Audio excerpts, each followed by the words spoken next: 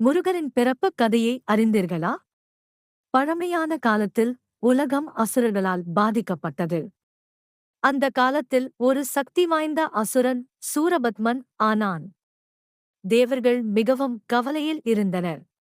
அவர்கள் அனைவரும் சிவபெருமானிடம் வேண்டினர், ஓம் பரமசிவா, இந்த பாபி அசுரனை அழிக்க ஒரு வல்லமையான தெய்வம் வேண்டும். சிவபெருமான் தனது ஞானம், தீபம் கொண்டு ஒரு ஜோதியை உருவாக்கினார். அந்த ஜோதியில் இருந்து 6 கொண்ட தேவேந்திரன் முருகப் பெருமான் பிறந்தார். முருகன் 6வது முகத்துடன் 6 குழந்தையாக பிறந்தார்.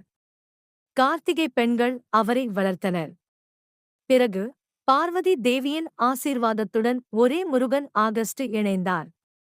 முருகன் வேல் ஏந்தி சூரபத்மனுடன் போரிட்டு அசுரனை வென்று அவனை மயில் வாகனமாக மாற்றினார். அந்த நாள்தான் ஸ்கந்தஷ்டி என்றும் திருப்பரங்குன்றம், திருச்செந்தூர் போன்ற இடங்கள் அவரது போர்க்களங்களாகும். ஓம் சரவணபவா.